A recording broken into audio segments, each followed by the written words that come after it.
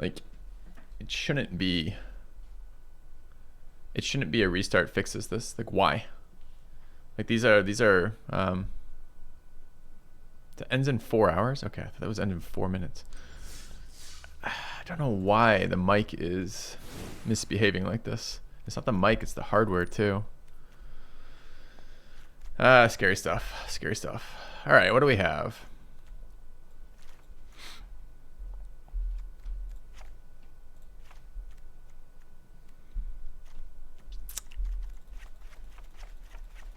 Standard cube. The mysterious beasts. They are, but that's really not what should be happening. 1 drops, 2 drops, 3 drops.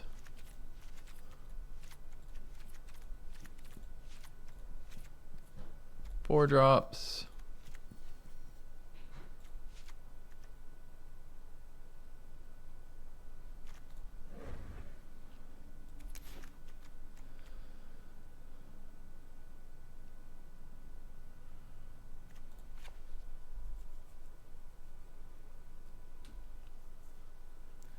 Let's see what we get there for things like a soul drop lantern. I mean, the thing with Loris is we currently have 1, 2, 3, 4, 5, 6, 7, 8 targets for Loris.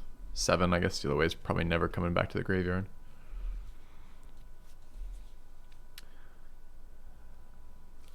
I think Boat as a finisher is fine. Evasive, blows something up, really fucking irritating to deal with. I've got 2 red splash cards. It's not hard to play Showdown with like a single mountain in the deck.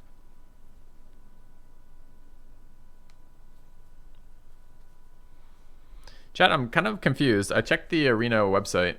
Hey, by the way, what kind of fucking shit company decides that they're going to do the middle of their release day is when they're going to update the product, not like the middle of the night or, you know, during a downtime. They're going to do peak. I guess it's not peak performance because it's not fucking like 6 p.m. or something on like 6 p.m. Pacific or something. But it's still the middle of the fucking day for the bulk of people. Why isn't this an early AM maintenance when no one's around? So first of all, shit company. Well, let's get that just totally under control.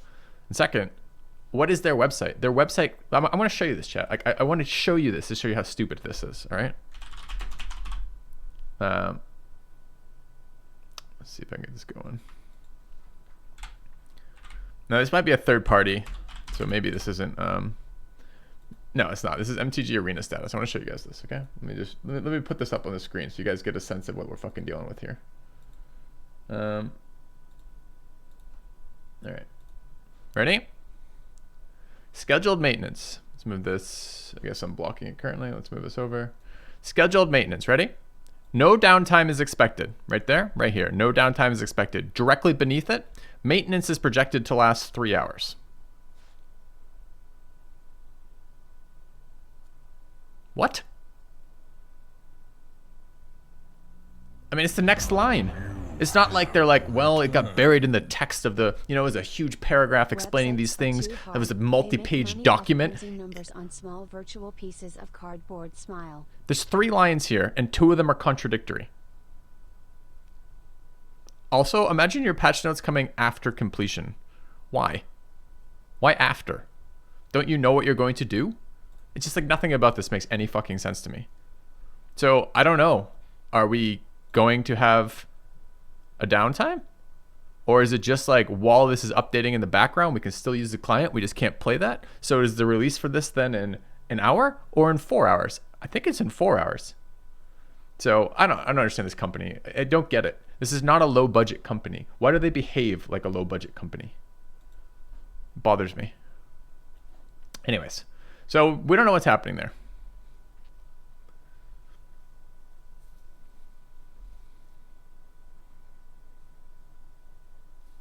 Maintenance in the background is fine. That's actually, I mean, that it still doesn't make sense, the timing on it. Why the middle of the day, but okay. Digital cards are expensive to print. Makes sense, makes sense. All right, so what are we doing with our mono white deck here?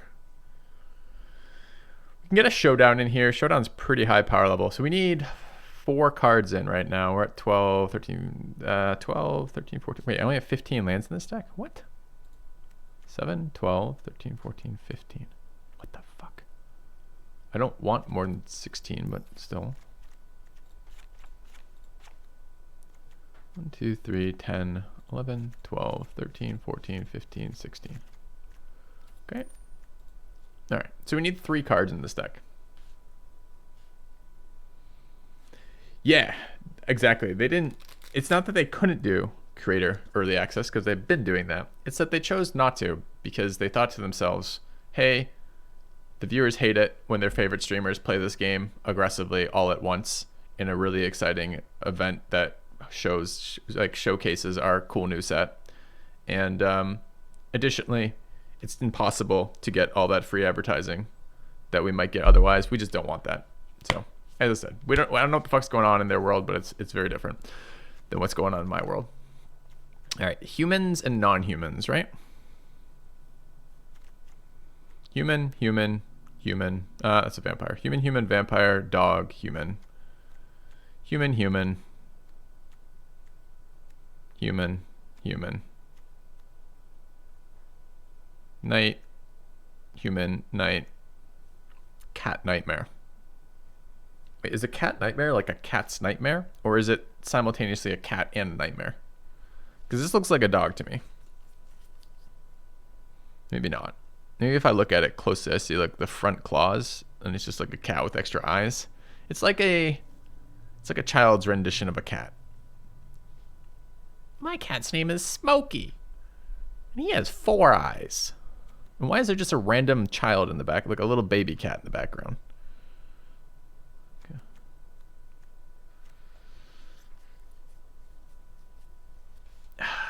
So we have a lot of final cards I'd like to play in here. Monument discounts everything in our deck and generates extra wide boards. It's okay. Showdown is a refuel, reset. Not even a reset, just a refuel for the cost of 1 mountain. Sometimes it's dead, but a lot of times it's fucking gas. Can multi-spell to our heart's content. I don't hate Pride for a wide effect. I don't hate Fight as 1 as a pretty nasty little trick. Mangara is always good. But those, and I don't hate Shadow Spear for a renewable source of lifelink that we can slap on for our Heliod. We don't have to play Heliod either. But we could play Heliod.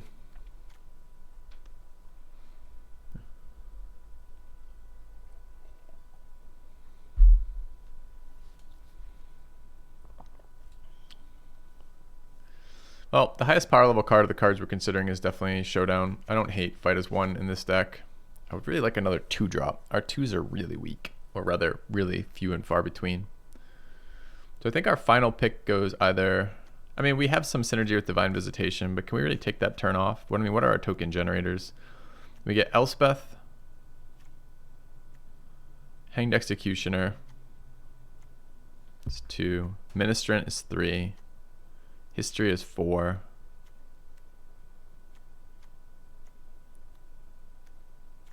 Landing is 5, but really slow. I don't know, man. I don't really want to play Visitation in this deck. Yeah, and we'd have to put Monument in as our 6th. I mean, Monument's decent in this deck. The problem is with no 2-drops, I don't know how aggro we get to be, right? We're just missing one of our big beaters there. Can I repeat my reasoning on not including the 2/4 dude? Well, we're building this from the bottom up. In other words, we've added the best cards first. So why not Mangara? He's not aggressive. We're like he's really an anti-aggro card, and we're in an aggro deck. And yeah, he's definitely annoying because if they're double spelling, we're drawing. But that's all he does. It's a 4-mana 2-power creature in a deck that wants to be turning cards sideways and beating my opponent's life total into the ground.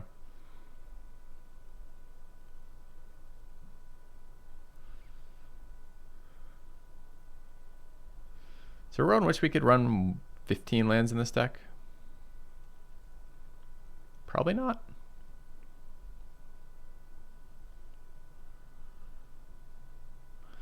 Yeah, I've been looking at Scrounger too. Even without black mana, it might be okay. We really do need another 2-drop.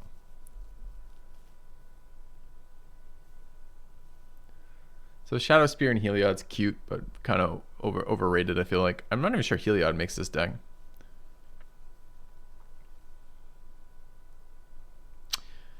don't want that Pride of the Conquerors in.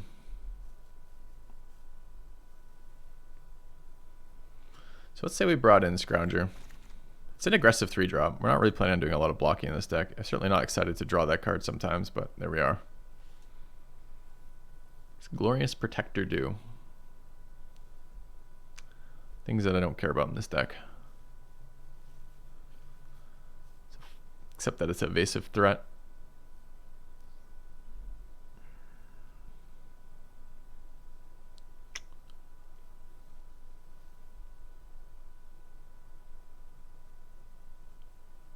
This looks okay.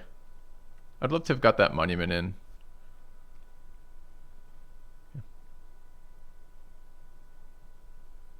Heliod is so-so in your opinion without dudes who grow off life gain. Heliod makes people grow off life gain. That's what he does. That's his text. His text is grow off life gain. So he's so-so because he requires mana investment to make good here. But I think he's still good enough here.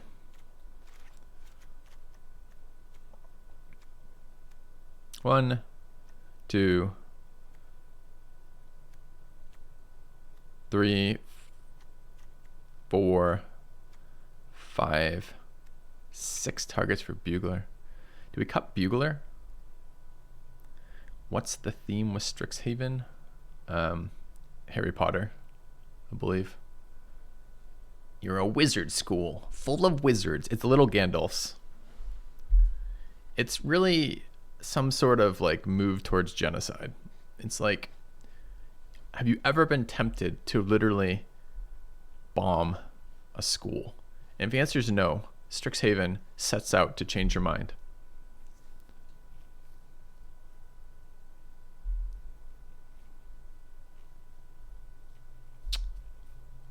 Might be an unpopular opinion.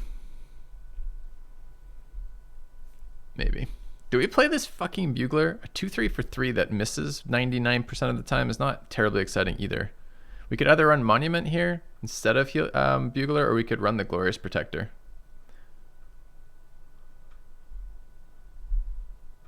You recommend this is a joke disclaimer? Man, if I add in a video game to every fucking statement I make, I feel like such an asshole. I mean, how can we not take... It's just such a sick world we live in where like fucking satire and humor has to be like super highlighted for anyone to be able to get it. It's a sad world, man. It's a sad world.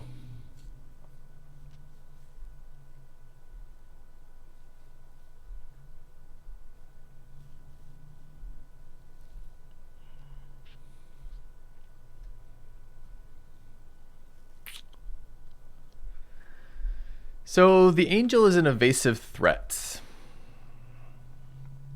That's what the angel does for us. Is that good enough?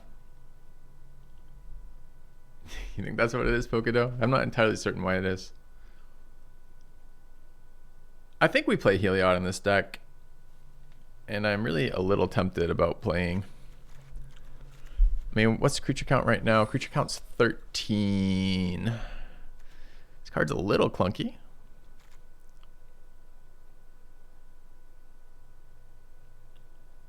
Yeah, title might be slightly confusing, but today is Strixhaven Day. I just assumed that most of you guys knew that it released at a certain time. We'll be there soon. We'll be there soon.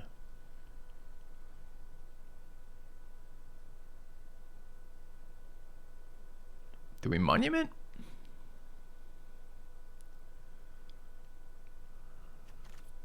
Do we Mangara? Do we Protector? Do we Bugler? I mean, we don't have... It's not all misses on Bugler. Bugler hits here sometimes, and it's not like we're looking to draw a bomb. So if like Bugler misses, he's still a 3-mana 2/3. Now, it's not super exciting. Yeah, we're not low on creatures. I was just trying to get a sense of how many creatures total were in the deck.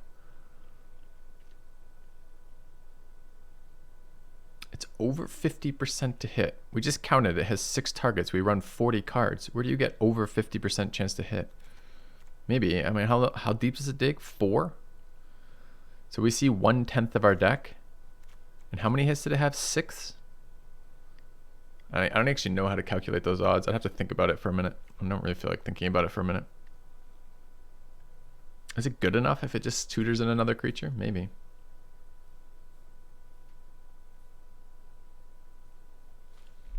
I don't really want a 4-drop. I have Sky Sovereign for evasion. I have wasn't there another? I thought we had another flyer. Yeah, Maul. All right, we'll try the Bugler. Wait, how did I just add a card? We didn't go up total number of cards in the deck. What? Also, how do I have 17 lands suddenly? 13, 14, 15, 16, 17. What the fuck is going on? Wait, is the client dead?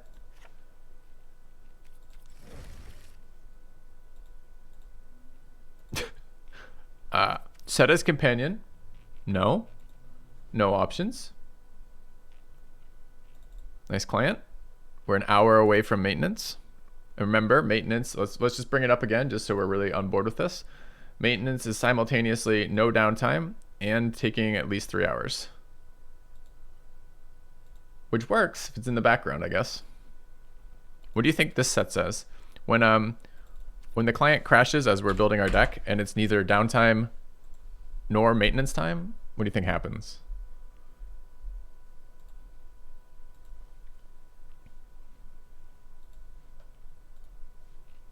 Yeah, I mean, small indie company, what can you do? I hope they get the credit they deserve for such a unique product. And one day that they will grow large enough to be able to support the obviously cool ideas they come up with. Okay. All right, what have you done to my beautiful... You fuckers. Really? None of it saved? I mean, okay.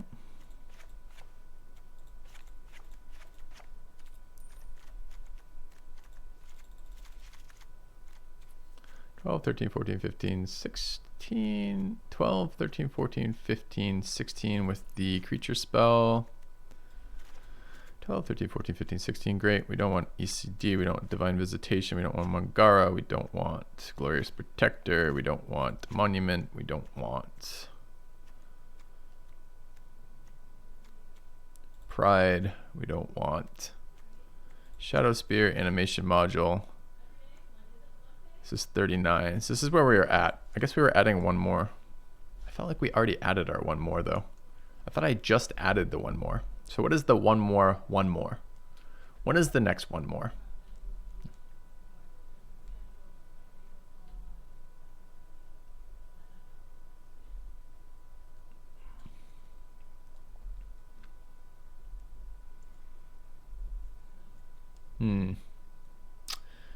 An extra land. 12, 13, 14, 15, 16. No, it's not an extra land. Okay, next question. Protector or Shadow Spear? Yeah, I guess. But I thought we were making hard decisions because we were already at 40 cards. Now I feel like I've just forgotten something, which isn't a hard decision. Shadow Spear.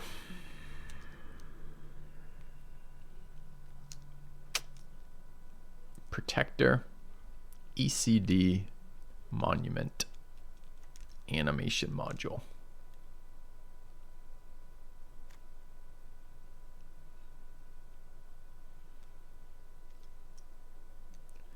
Board wipes the one way we lose and Protector keeps us safe. Nope, there's a lot more ways to lose than just board wipes. And Protector doesn't really work there either, right? I mean, if we have the mana, I guess we can sometimes get away with protecting with Protector. I mean, you're not wrong. Like I'm not trying to be totally facetious about that, right? The way this card sometimes works is protect you from a board wipe. Sometimes. But if you tap out, which we're likely to do, we're not being protected there. It's pretty expensive. If I pay 5 mana for this, I'm not super excited by casting this as a 5 mana 3/4 flash flyer. It is evasive, which is nice. Kind of looking at the wide effect. I was kind of looking at the token generator. It's okay. Is it going to, in general, do more for us than like a Mangara or the Monument? I'm not sure. Yeah. So it's definitely between this one, this one, and that one. Actually, I don't know. Maybe that one. I don't think Mangara makes this deck, although I really like the card. Yeah, ECD as an exile effect is nice. It's just gonna, the problem with this card is it's a 5-mana situational removal that recurs a weak creature for us, which is generally not good enough. Yeah, this card is an absolute house, but it's an absolute defensive house, right? I mean, we will get benefit out of Monument occasionally when we double spell a 3-drop, probably. Just doesn't discount all that much. We will get benefit in casting more tokens. Yeah, if it was a clear cut, we'd just smash at it, wouldn't we? But it's not. I like a wide effect for killing people. You don't want too many pump spells in your hand, though. Just, it will choke you out. I love Monument as a body generator, but I rarely want to play a Monument on turn 3. It's so not aggressive. So when are we getting it out? We don't have that much token synergy. We don't have like Sacrifice for drawing off them. We don't really have, I mean, we're not playing Divine Visitation. Maybe the evasive creature is good enough. Let's try it. All right. Mono white maintenance. ANC for maintenance? I think so. Do you guys feel like because you have spell check your entire life that all your spelling is immensely worse? Because I feel like my spelling is awful. All right. And to be fair, I was never sitting there going like, man, I love spelling. But I do feel like a call from Nevada? The fuck do I know? I do know some people in Nevada, but it's kind of weird to get calls from there.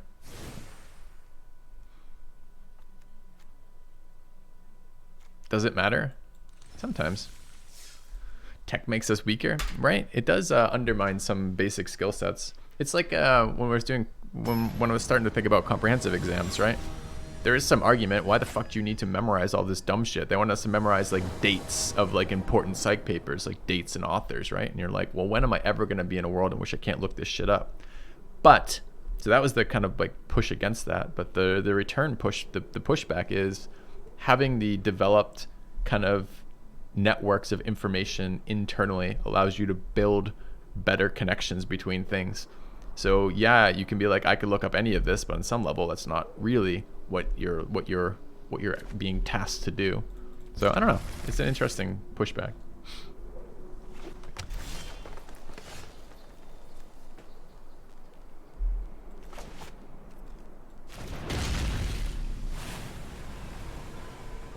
Going second, tap land. Feels bad. That's interesting. How annoying do we want to be? This card is pretty annoying. This card's a bigger beater though, I guess.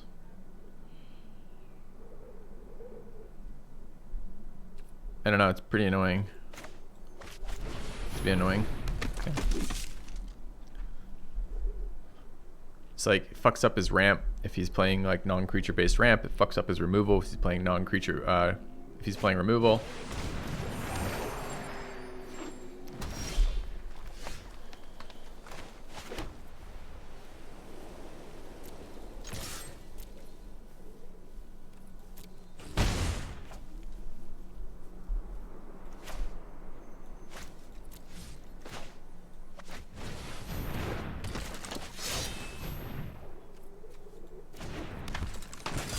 Okay. Hey, Jerry. Oh, I don't have Cardboard Live up right now. I just fired that up. Sorry, I just rebooted because I was having mic issues. Yeah, I also feel like I'm slowly replacing my vocabulary with Twitch emotes. See, that was this was cost him more to cast that spell, which makes me happy. Okay, he plays an island. All right.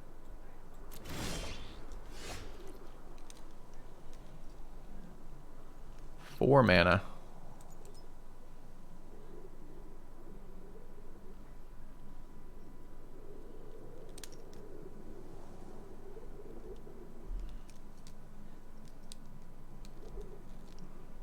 I don't hate Ministrant here. I don't hate Bugler here. Bugler's going to get choked on the ground pretty quick. But it does refill my hand a little bit. Possibly.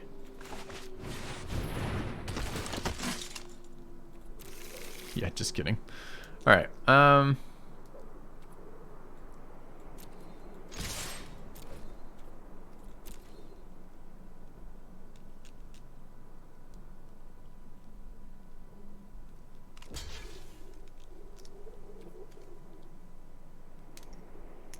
we discarding here?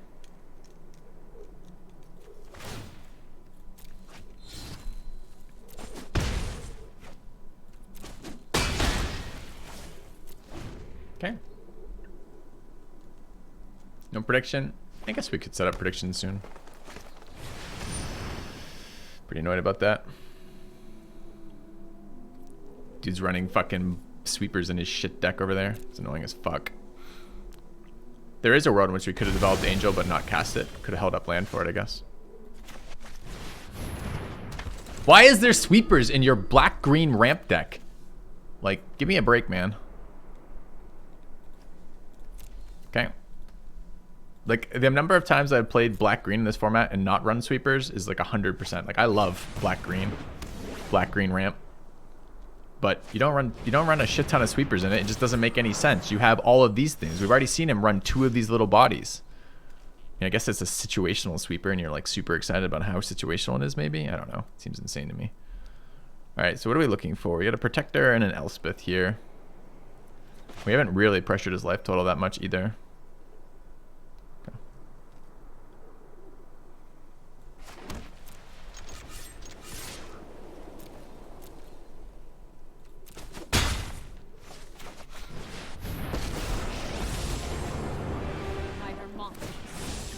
Together we can exact justice. This card is pretty dead for us right now. Oh man. Alright, guy. Alright. Your decisions confuse and enrage me. Yeah, right? Mono white with Doomscar. Right? That's kind of like what we're feeling. I mean, this is a slightly choosy sweeper, but it's still a fucking... It's still a sweeper. I guess he's like... And I haven't seen 2 creatures that share a type in his deck yet, so...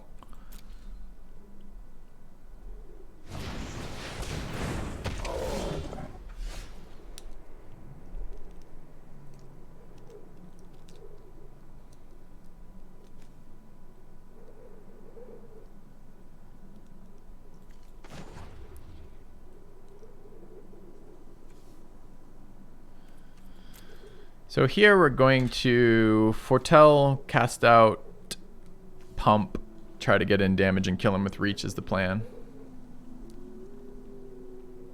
So we pump Ministrant because we want to incentivize him to block it, but then he blocks the 1/1 anyways. I don't think it really matters.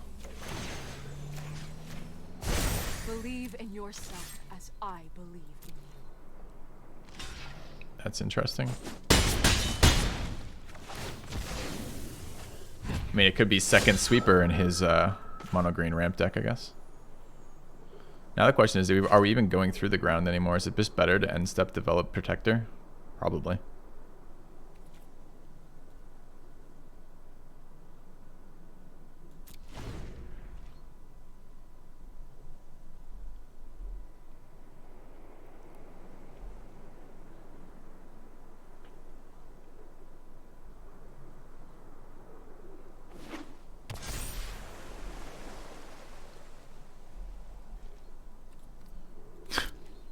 I hold up 2 blue. I'm splashing sublime efficient. Whatever the fuck it is. Do I even bother with this?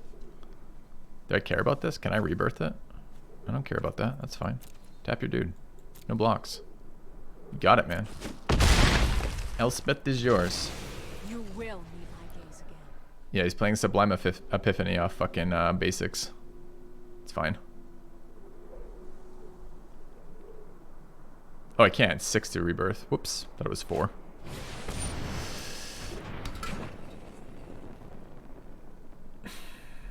Okay.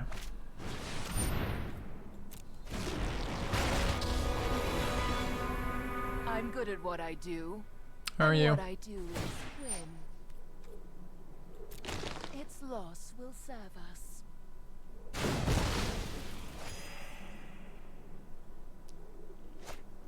Can you stop playing cards? Is that 4 cards this turn? Okay.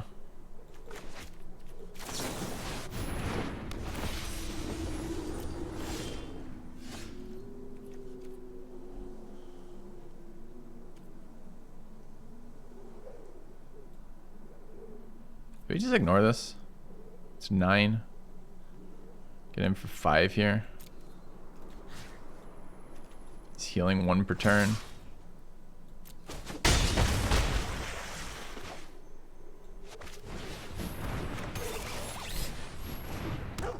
Okay.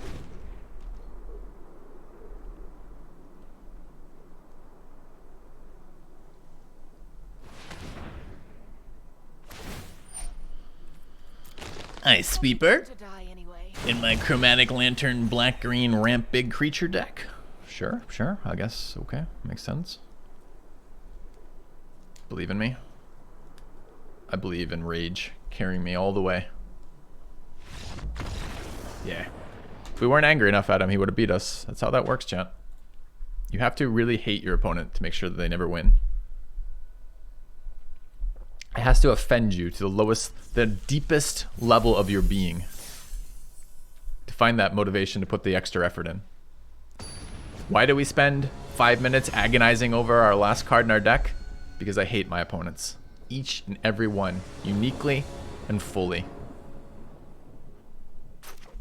Almost as much as I hate this hand. Is this the same hand? No, we have actual things.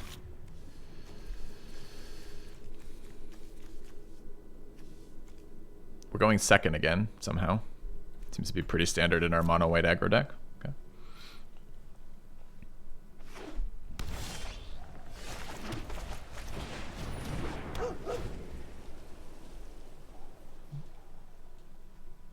I'm an inspiration? Good. I hope to inspire a generation of youth. So they too can be as fucking salty as I am all the time. I played Doomscar. Mm-hmm.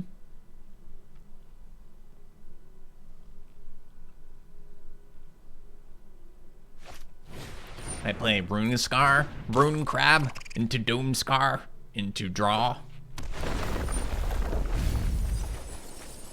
Dude, easy scrounger value.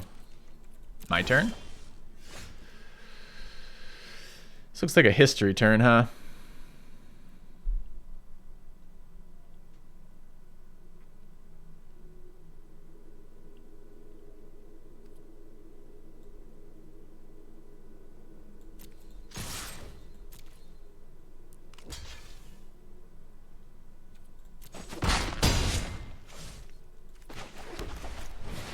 I counter. Sure.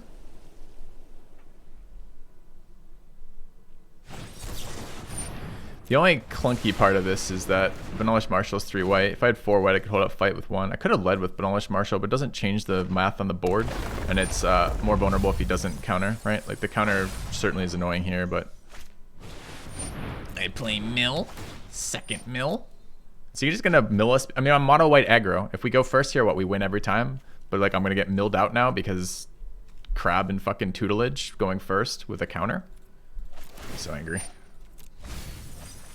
Yeah. I can go over him. I'm not so sure we can. Don't actually want to play another planes here.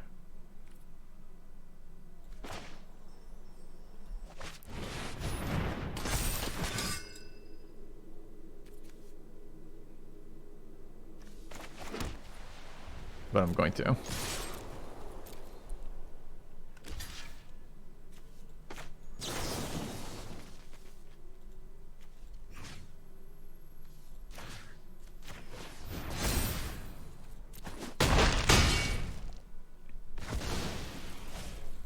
I counter. It's time for a sweeper. Okay.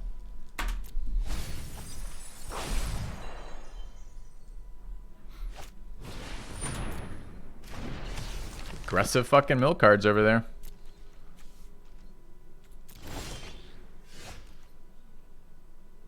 Could play out my hand here. It leaves protection down for Heliod. We don't get any value out of it. I don't need life here. I can't kill him, right? 3, 7, 9. He's at 2. I think we do play Heliod, but I think it's Heliod. I think it's attack all, then Heliod, then pass. Keep the mountain in hand. Down to 19 cards in deck. Counter? Sure, I understand. Counter seems reasonable. Mm-hmm.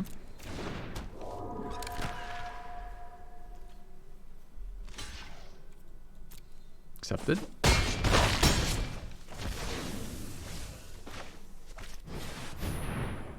I play Heliod. I have enough devotion. My Heliod is a creature. Okay. What would my expected win percentage be while playing Arena? Based on what? Just how I feel I should happen? I feel I should win 100% of the games. What's your expected win percentage? Okay. Cardboard Live is broke. New version is available. Please click to start update. Okay. I guess I need to update. Okay. At least 100%? Look, I'm not greedy.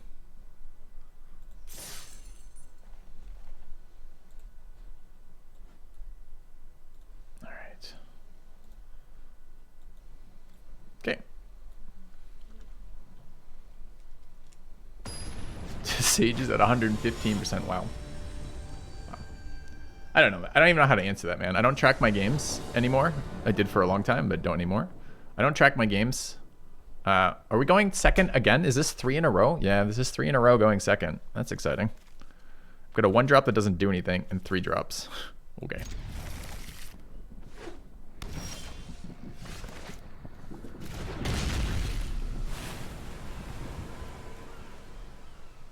.5 hours for Strixhaven. We have no idea. It's simultaneously no maintenance and maintenance.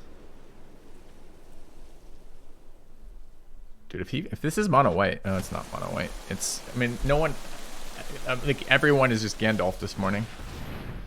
Okay.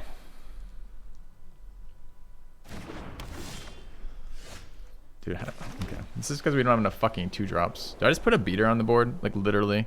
I don't know, man. There's gonna be a creature in his deck at some point. We might have to go through it at this rate with no pressure instead of around it. It's not like the 1/2 puts pressure out. See, the funny part is, I think I would love to hear the best player in Magic, the luckiest dude. This guy's ramped up to 5 mana on turn 3, going first. Just shocked in a counterspell too. I would love to hear the best player in Magic's win percentage playing. And there's no way to know that because what games he plays offline, games he doesn't play in tournaments, etc. Right? Like, there's no way we can ever know that. But I bet you it's like 51%. You know what I mean? It's like, it's gonna be something insane. Oh, Jesus Christ. That is so much mana. That is so much mana. I cast Ranger of Eos. Countered. No. Surprised by this. I take action. Doggo or Dauntless? I guess Doggo. Yoink. I don't know. That guy's got a 2 power. I guess 2 power is maybe better on this board. All right, fine. Go. Ulamog could be fucking anything here. I mean, he's got every mana source with Chromatic Lantern and both 2 mana accelerators. Playing Plains base with blue-black. I foretell my sweeper.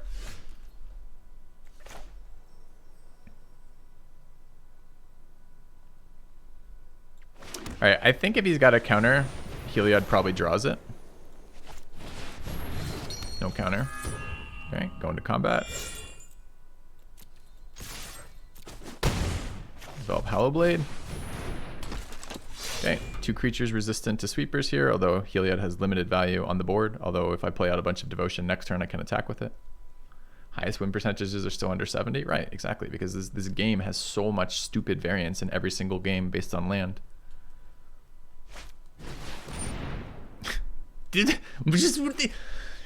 Golos and Crippling Fear are the 2 cards that every player is given at the start of this game. Okay, resolves, I guess.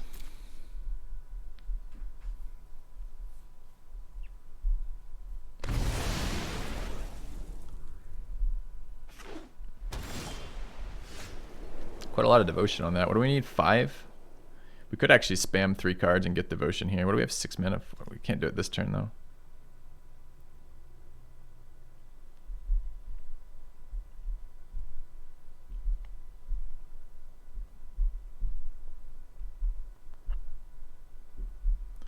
With 6 here.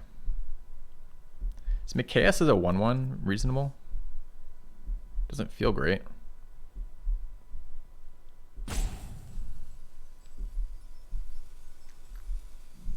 He hasn't shown that he's playing any creatures yet.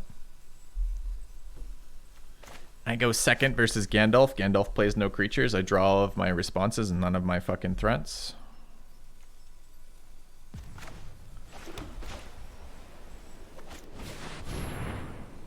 Encounter.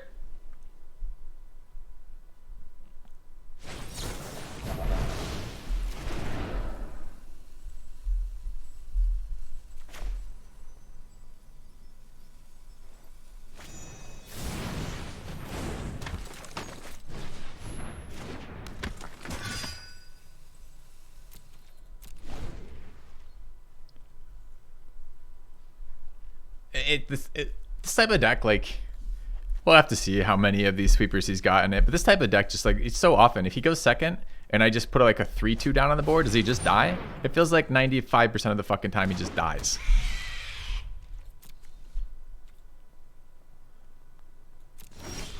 All right, what do you think? Another counter here? 7?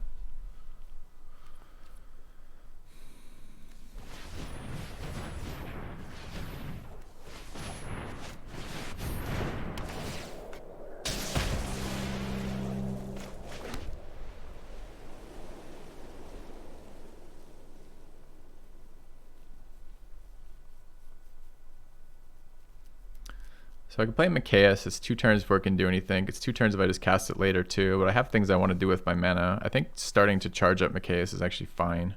This is 5 devotion and we're at 3. It brings it to 4. It's not going to be enough. Can't crew this turn. I can crew it next turn. Alright, so we're going to combat. Getting in for another 3 here. This last card could very well be Sweeper. It's be fucking irritating, but I don't know if I can do anything about that. Alright.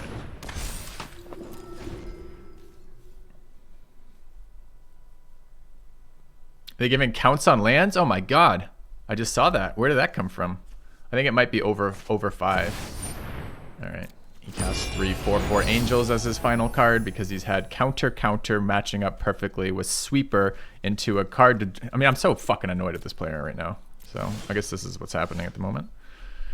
Alright, we have, I mean, it's good top deck. We can kill one of them, cast out our guy, get our Heliod in play. I mean, we're probably fine, honestly. Oh, it's 6 though. We have 8, 7. We don't have enough cards for this either. How many is it? 4? So I guess next turn we will. All right. So takedown is 4. We have to get a creature before we can do that. That's fine. Do we crew boat? He'll gang block boat if we crew it. So that's actually kind of clunky. So I have to take the damage if I crew boat. I think he triple blocks boat. How much damage does this do? 4.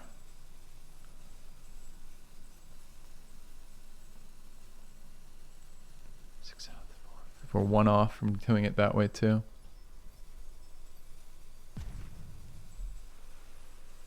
I think this is just do it on instant speed then.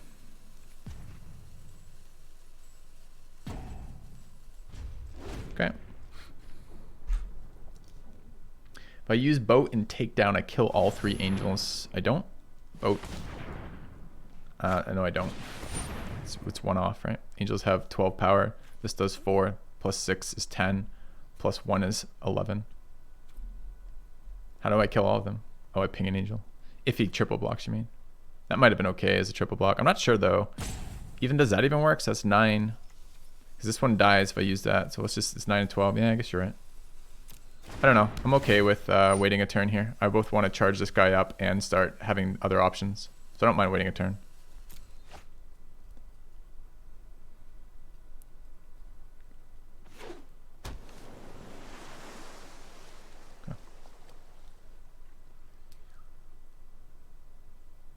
I don't really want to trade boat for angels either. I like my evasive flying threat here that kills smaller creatures. I didn't actually see that lying, so I missed the boat damage there, but I'm okay with not doing that too.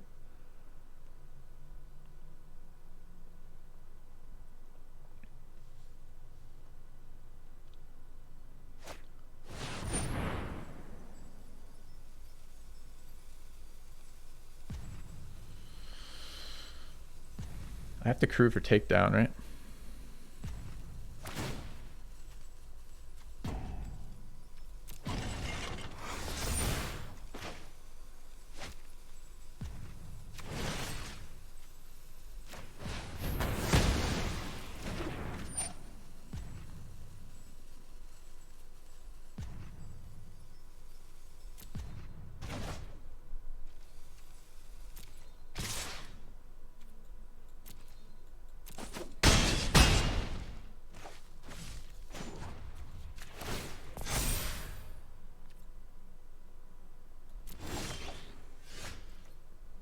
So this draws him 7 cards next turn.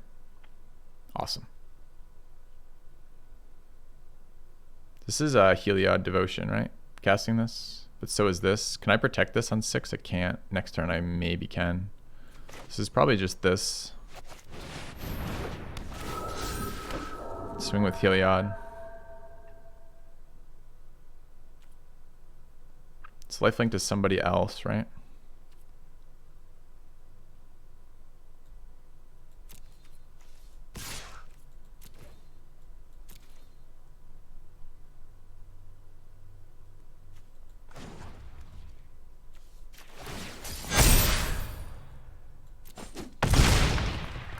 All right.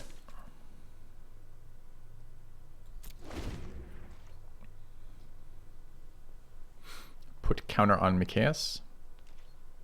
How do I put a counter on? I have to get a lifelinker to get a counter. Could just take 8 here too. We're passing to attackers. No, we're gonna tap one of them.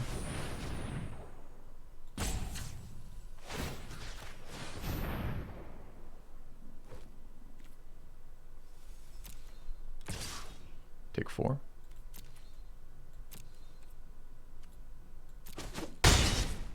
Okay. Give my creature lifelink with Heliod. You mean my attacking creature? You mean Heliod. You gotta read the cards before you can suggest advice, okay? That's just how that works.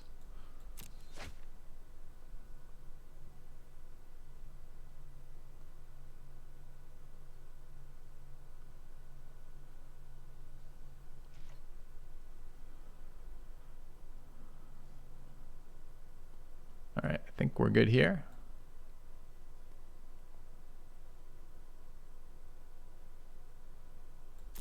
So he's dead on board right now.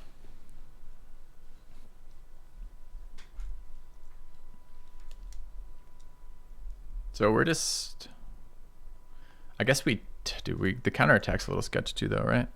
So how do we survive this? So of course Settle blows us up. He has drawn 2 cards. I don't think there's another instant speed like board wipe. I guess I can save mana for Hanged Executioner to exile an Angel if he goes for that. So I'm not going to die to this. So I think I 2 mana tap the Angel, swing with the cards that kill him. He can delete Heliod's Devotion here. So we have to swing with Executioner, Bodyguard, and probably leave Mikaeus as a pump spell. I think that's fine. Let's do it this way.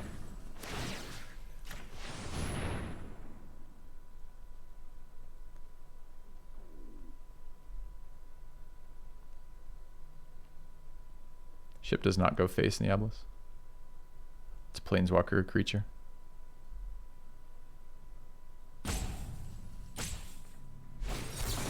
Sublime Epiphany. That's his top deck. That's exciting. So that's copy a token, right?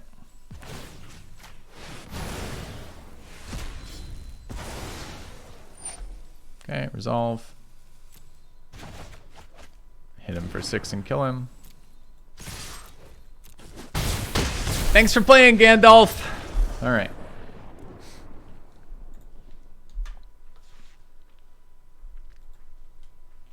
All right. I play Sweeper. I have all the mana. I top deck Epiphany. I mean, like, how many times, like, I don't get it. Like, this guy, like, his matchup for our, like, his counters for our plays is just, like, super fucking irritating. Every time I play counters in my decks, it's like, oh, my opponent developed a 3-2 because my opponent went first and I went second. And now I have 4 counters in my hand and a Sublime Epiphany, and he just beats me to death 3 at a time. So.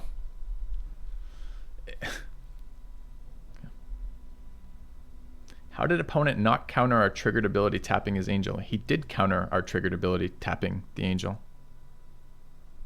Then we exiled the angel. What do you mean, how did he not do it? He cloned his angel, countered our ability. This hand looks awful. Oh, we're going first, or going second for the 4th time in a row in our white weenie aggressive deck. Awesome.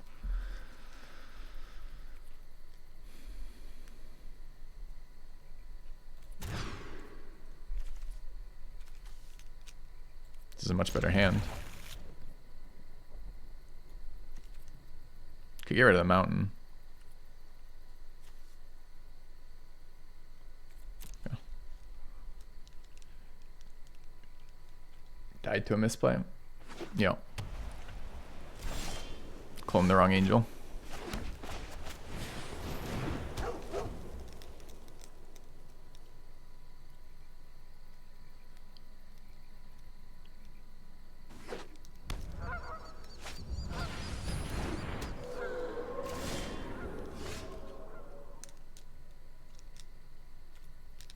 He trades all speed for Savior? Probably. Do I want him to? Not really. So let's swing first. He might not. If I play the first striker, I think he does. Does he have a pump spell for his all speed?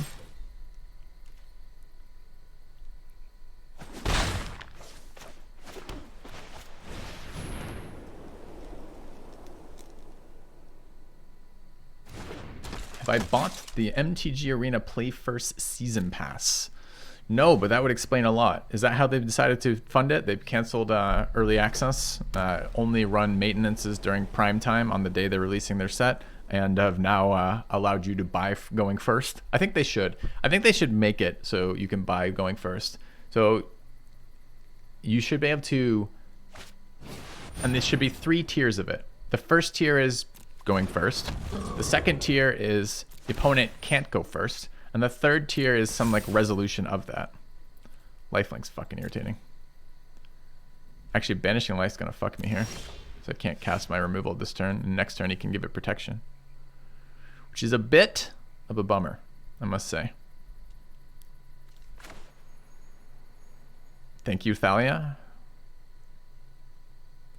I could let him eat Thalia. But that doesn't seem great either.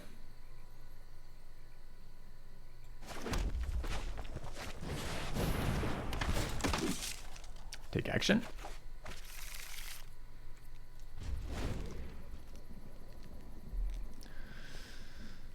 Yeah, I think you should just be able to, it should be a stacking pass, right? If you have 1 pass, you go first. If you each have 1 pass, nothing. If you have 2 passes and your opponent has 1 pass, you go first again.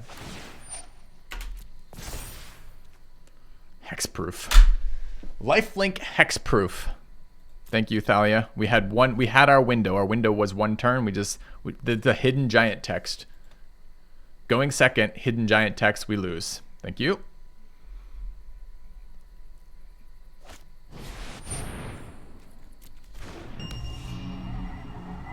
He even tapped out too. Like if it wasn't hexproof, I could interact with this board. How the fuck do I beat this? I go over it? With Mikias, I guess? So I gotta banish the monument, right? I mean, it's gonna get vigilant and flying next. It's gonna be the problem.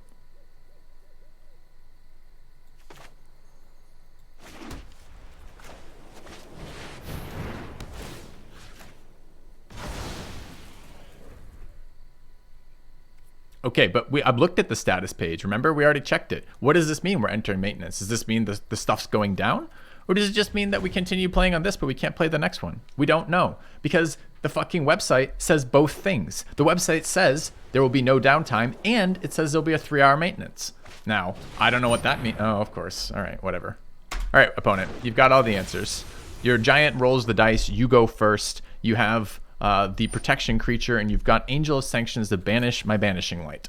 Very excited by this news. Flying? Let's see, what was that one? Trample. Yeah.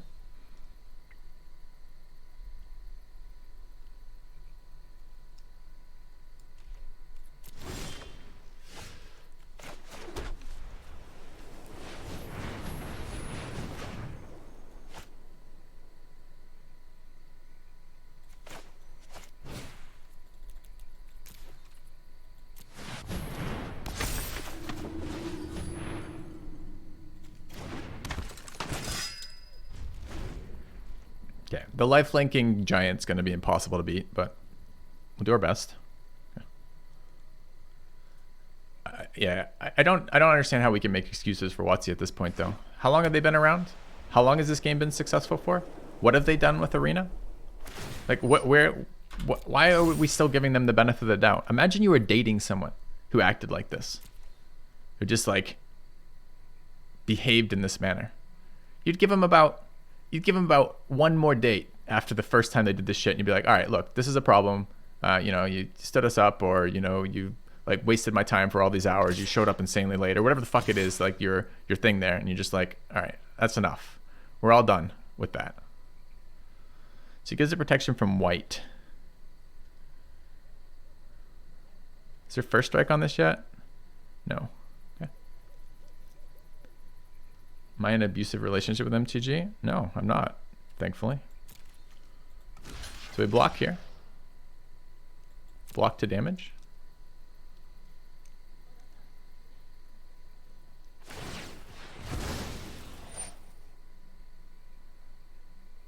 Sack.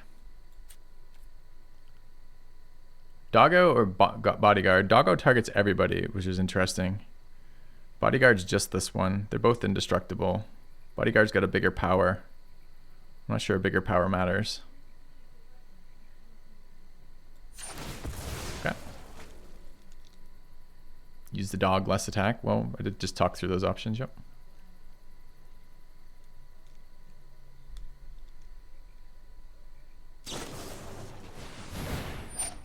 I can't beat I can't beat Sigrid as his next card here. I mean, the opponent's got all the fucking answers over here. Like back to back to back to back to back answers over here. I think we can just be done with this game. I don't even know that going first would have saved us here, but certainly the fourth time going second did not save us here. Okay.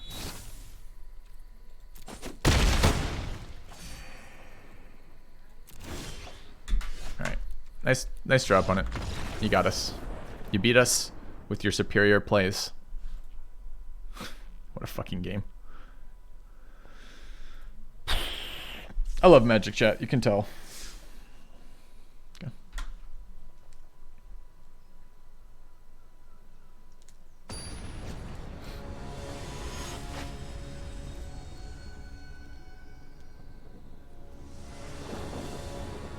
All right, opponent goes first. Five coin tosses in a row.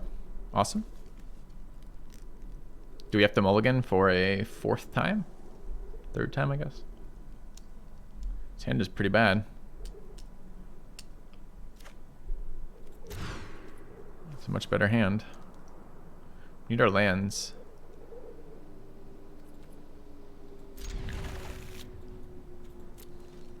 Right? I have to love somebody to be upset about it. That is absolutely not describing my life experience. There have been many times in my life where I have been upset at something and I did not love it. That guy shot me. I'm really upset about that. It's because you love him. Oh, that's what it is. I didn't realize. I guess it makes more sense now that you put it that way. I don't want to trade this for his 2-1.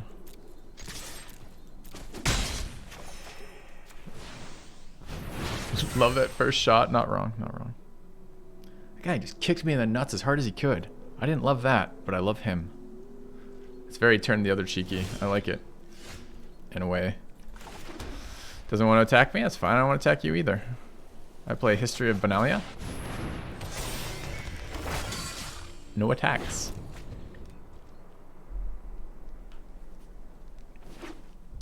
Sweeper. I mean, it makes sense in your Earthshaker Kenmure deck. Why wouldn't you play Sweltering Suns? I don't understand. What's the contradictory statement? Sometimes you need a sweeper, sometimes you need a 2-1 haster. You build a deck that has options, plays it could make, things it could do. I also run, I don't know, a Yara with 3 black mana sources. Sometimes that life gain is going to be useful. Look, I can always just cycle away Sweltering Suns. There's no downside to having that card in my deck.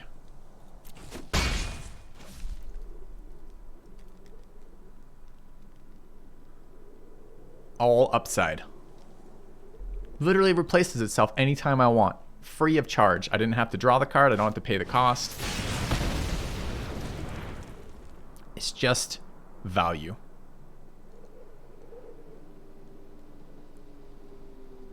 When is Strixhaven released today? We don't know. Watsy's being coy about it. It's either, I mean, I think it gets released in 7 minutes, but there's a 3-hour maintenance. There's a little tilde next to the maintenance time though. So it's approximately 3-hour maintenance. No idea what that actually means. I could just remove this little shit. We have 4 mana. Our plays don't really work with 4 mana. Or rather, the removal play doesn't work with 4 mana. This could be the little ambusher. The 2/2. Although, didn't we attack into open mana previously?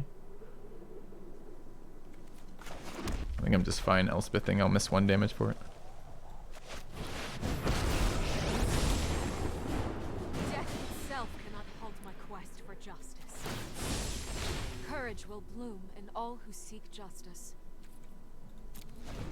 Okay. I want to flip my Legion's Landing. It's important to my game plan.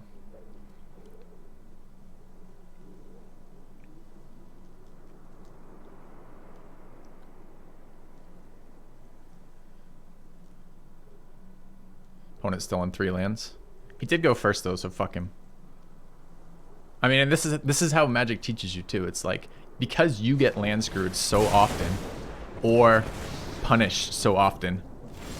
Dude, he didn't attack here. That's exciting. And he 1-for-1 removed my history.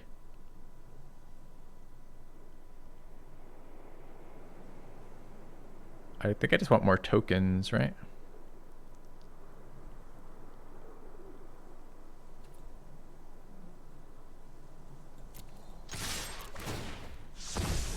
I convert my Legion's Landing. Sure. Accepted. Alright, it's 3 to generate a token.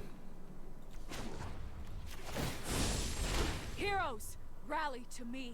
How good is a Protector on this board? I mean, Protector doesn't protect our tokens because he's misnamed. Is a 3/4 beater good enough here? Is there a point in playing land? I think I'm okay. Alright. History's a good card for sure.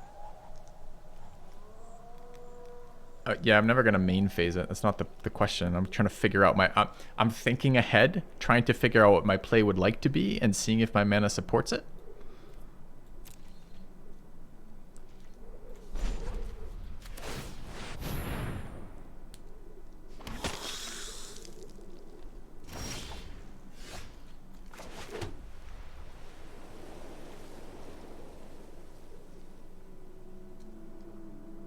Is there benefit to having that in my graveyard right now? I don't think so.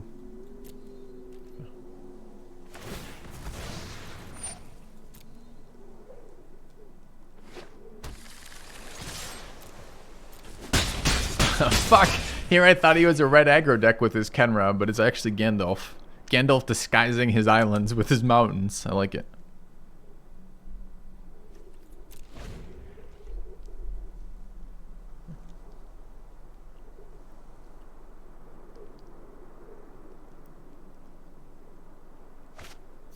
Surprise! It was islands all along.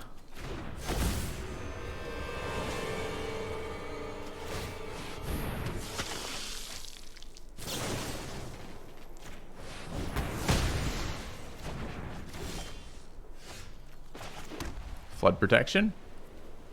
Alright, so this is 4, 5, 6, 7, 8, 9, 10. That's good enough.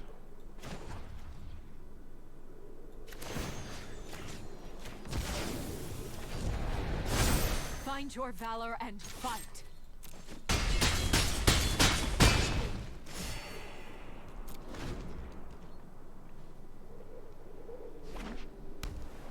Sublime Epiphany.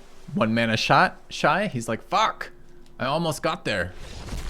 Island. Alright, bro.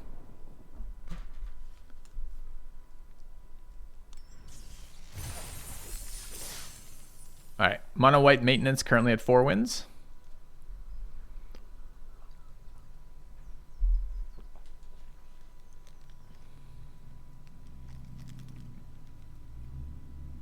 All right.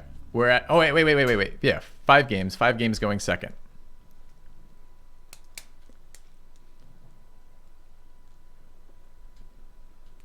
Five games going second. Just toss a coin. I think Jorbs pointed out to me. I hadn't even thought about this. It makes sense when you think about it, but like the maximum amount of variance you can get on like a system with like 2 outcomes is a 50-50, right? The coin toss, right? So like the going first system is max amount of this. Opponent goes first, 6 in a row. Can we keep this? I think this is our 4th mulligan because we only have 4 drops and no threats. All right. Need land. Okay.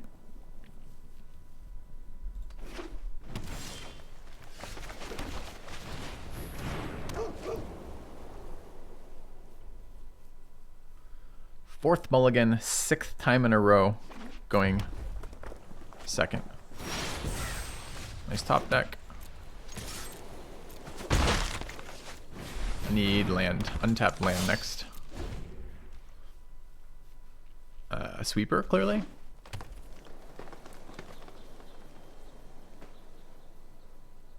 Wonder if I should have played takedown as a land. Passed on the doggo. Do you make sure I got my 3 drops out? Crush the weak. I mean, it literally is a sweeper in his red-green deck. All right, sure. I choose Hellblade. Resolve. Look, how do you play this card in the same deck as this card regularly?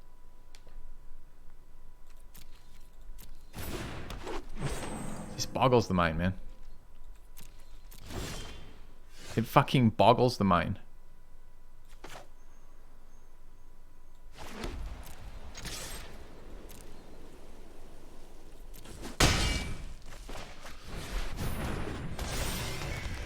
In limited without blinking. This is not limited. I mean, it is, but this is cube. And in cube, it's like, in this set alone, let's take a look at what we're working with. We're working with Goose, Paradise Druid, Katadid or whatever the fuck it's called, Llanowar Elves, the Sapperling land, who generates your stuff. Let's see. There's like 2 or 3 other 2-drops there.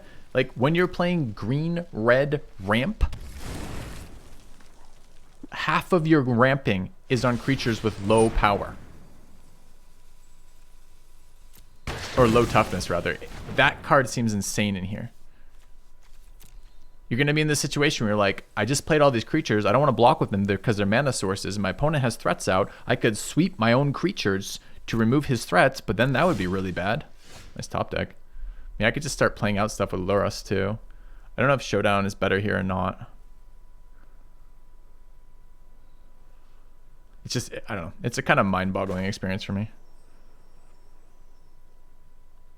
I don't hate getting the protection out here. Getting our value out of Loris too.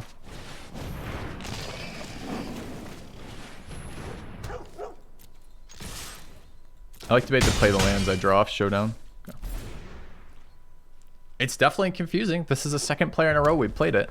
I get that sweepers are powerful and limited, but you want cards that actually work with your deck. If you're constantly if you're constantly forced into the position where you either sweep all your mana dorks or you die to aggro, you don't really want that sweeper there. Who would you like to target, buddy? Go ahead. It's okay. Check your target. Anyone you want. Oh, you want to double the counters? That's unfortunate. Nice sweeper. It's because there's just too many fucking Gandalfs running around right now. It's the problem.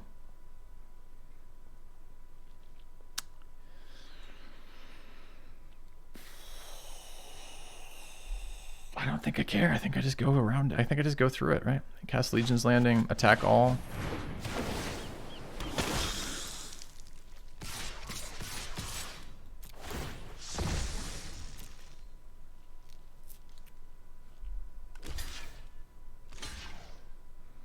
Okay.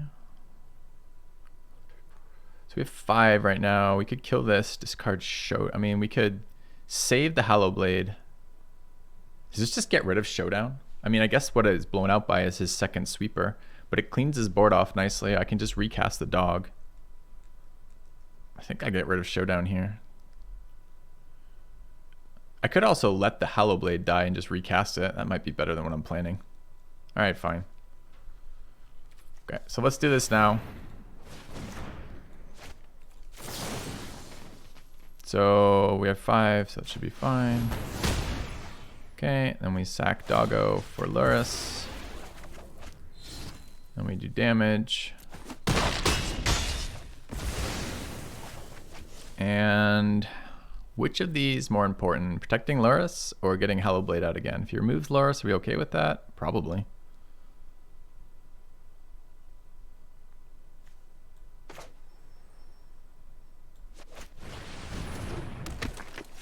Okay.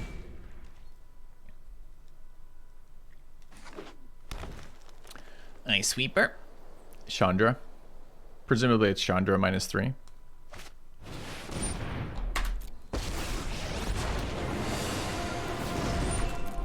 Respect for nature is always returned.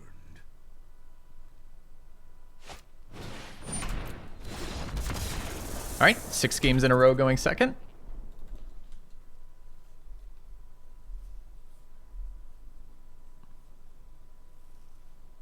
Hard to lose with Protected Luris. We have a Showdown in hand, man.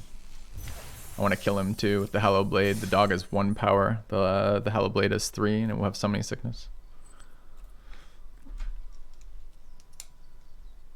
4 mulligans going second 6 times in a row. 2 ramp players playing sweepers that kill their own ramp cards. No one understands what's happening via updating the Obelisk. I will check after this draft run to see if anything has changed. Opponent goes first. That's 7 in a row.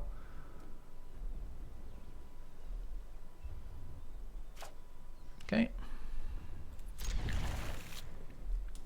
Imagine going first. Imagine having the system that determines whether or not you go first being a coin toss. Let's top deck.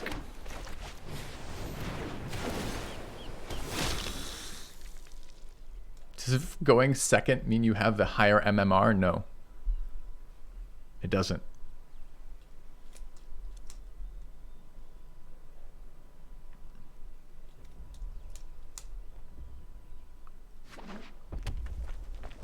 All right, red green, presumably ramp plus sweepers.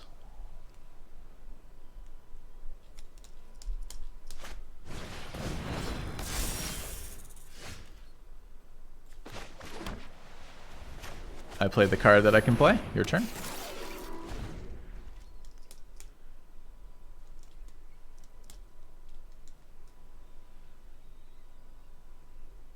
Hey, sweeper. Gandalf, is that you? I see forests and mountains. Those aren't really Gandalf colors.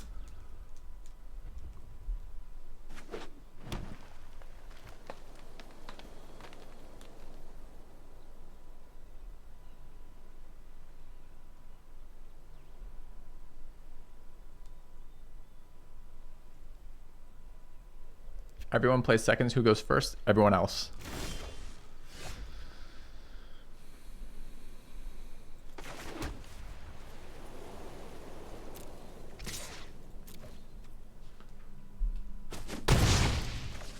Bugler. He hits 50% of the times. We cast him twice. Someone did the math on our deck, apparently. We've cast him twice. We've missed both of those. So if we're counting total coin tosses in these matches, we've lost 9 out of 9. 9 out of 9 coin tosses. Okay? Someone like to me. You keep popping in and out in chat, but what is a Gandalf? A Gandalf is a control player, essentially. All right, he's created a 3/3. I mean, the 3/3 is mildly obnoxious, I guess. I don't think it changes my attacks at all. Didn't he? Okay.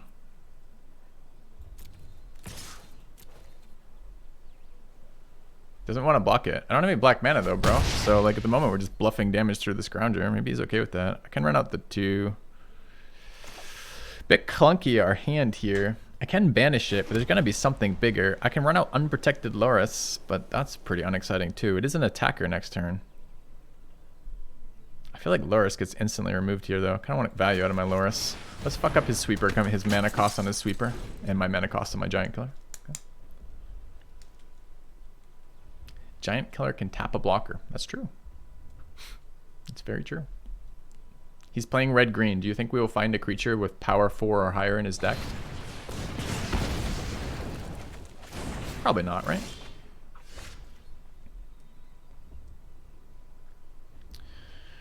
Alright, here we're going to Banishing Light. Because I don't have any other plays with my hand. I could cast Helios into this board, but it's really unexciting.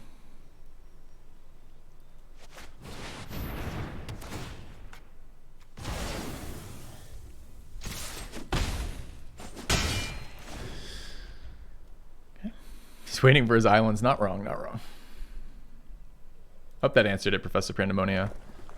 And it's not like I actually hate control. It's just ridiculous that every player draws perfect control cards. Alright, let's see. What is this? 4 to cast, 5. Okay.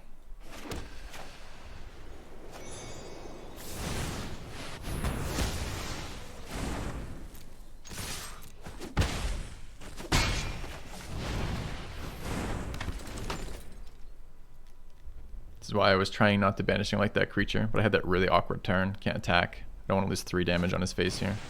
Scavenging Ooze is actually a bit of a bitch, because he can eat 2 creatures. Scavenging Ooze. Alright, 6 mana here. Can tap a blocker. Don't really want to tap a blocker. Kind of want to lure us into Scrap Heap Challenger. Scrap Heap Scrounger. What's the Challenger? There's something in my head that has Challenger. Alternatively, we could just Helios. We could try something really sneaky. I think I'm okay with a sneaky play here. It doesn't work. It's not like I'm doing non-first strike damage, huh? Never mind. I was thinking I could put a token on. I was thinking I could give it lifelink at instant speed, get a token, and get stronger, but it doesn't work that way. So it's probably a no-go. I don't mind this indestructible blocker on this turn here, though. I don't really want to give up this Scrap Heap, but I guess it's next turn. Alright, fine.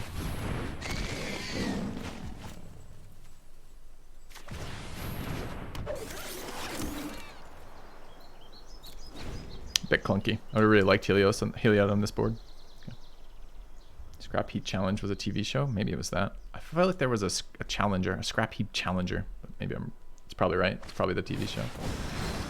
Yeah. Naked Luris, number 2 great. Alright. So what is this? 4 or higher? Alright, fight as 1 is a nice trick here. It costs us 2. We can tap for 2. It's indestructible too, right? Okay. This is a human? Oh yeah. Alright. I mean, nice draw.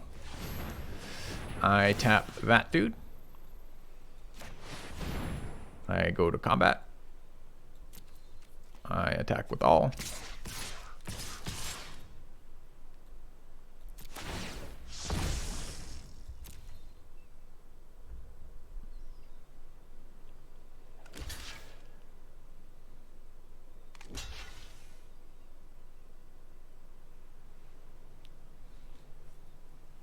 Doesn't block Luris, so it's a shock.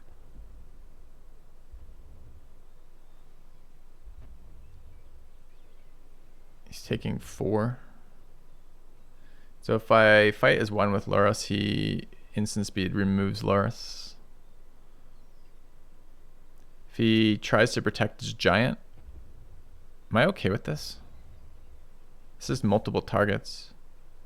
I think I just say go to damage. No pause. That's so confusing, man. What are you doing? Why aren't you blocking Luris? Sure, damage. I'll recast Thalia then. I'm so fucking confused, man.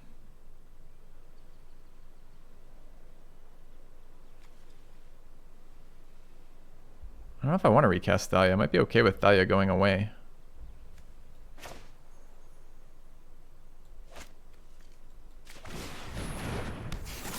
Wouldn't you block Loris there every time?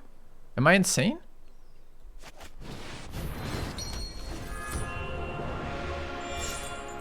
Like, am I just fucking insane?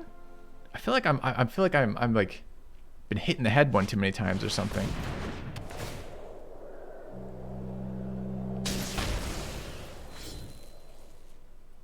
Bit awkward with the Heliod unsummoning there. Maybe I needed the one. Maybe I should have thought about the devotion off one more there. Or maybe I shouldn't. This card has been super clunky. Maybe I just should never have developed this. Like, we dropped shields to develop this for Loris. So you can crew in response to us tapping. Savior activates this. This card is a lethal attacker, and it will kill his dudes. So Savior is pretty good here. Is it enough? No, it's one short. It's not good, actually. I take it back.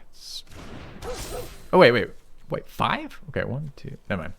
Chat, just ignore me right now. I'm so... 1, 2, 3, 4. Where are we getting 5 from? 1, 2, 3, 4. I don't know what the fuck is happening here. Where is... Chat, like, no joke. Where is Heliod's devotion coming from?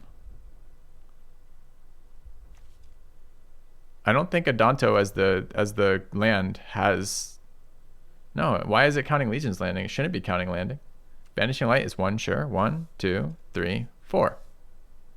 Landing adds devotion? Why would landing add devotion? It's transformed. It's flipped over. It is now this first card. It's not like Adanto, the first fort, can be destroyed by enchantment removal. So why the fuck is Legion's Landing giving me devotion?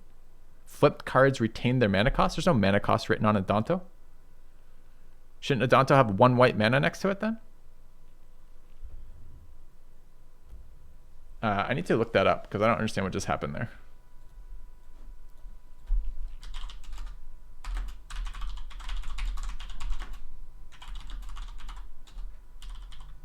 Doesn't count. Tokens don't... The Legion's Landing tokens don't have a...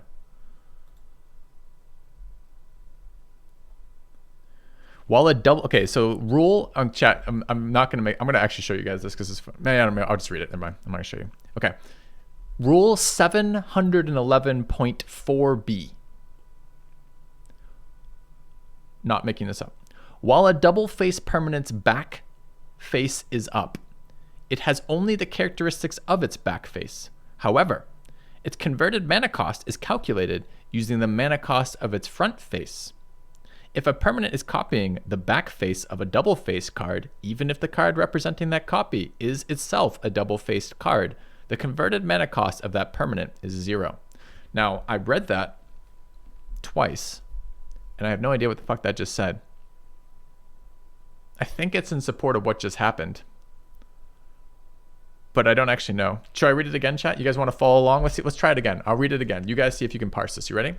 Rule: 1 year ago, Miskatonic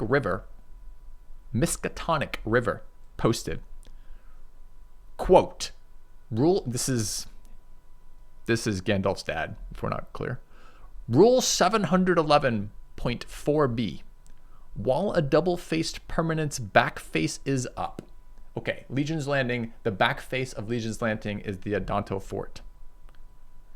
So while a double-faced permanent's back face is up, it has only the characteristics of the back face. Okay, well, the characteristics of the back face are, in fact, a land with no converted mana cost with no devotion to white.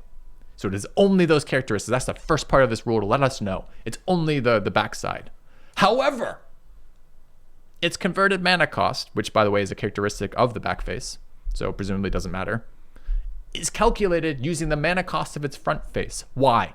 Why? Why? Like, what is the point of the first bit being that none of the characteristics of the second bit matter? And then the text being, when you transform a card, it's the new card, not the old card. And we're like, okay, that makes sense. And they're like, however, except for converted mana cost.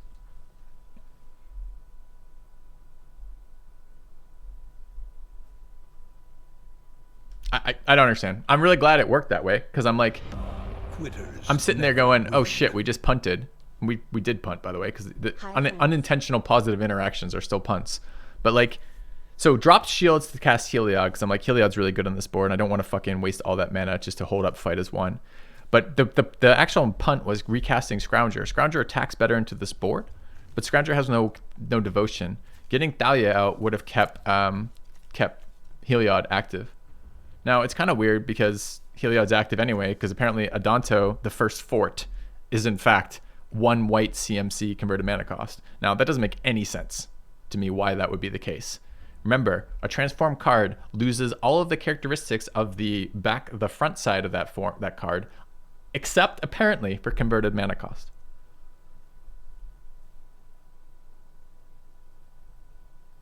And yeah, and our opponent did really throw me through a loop when he didn't block the Loris and instead blocked the Scrounger with his 4/3, which, to be fair, did break my mind entirely open.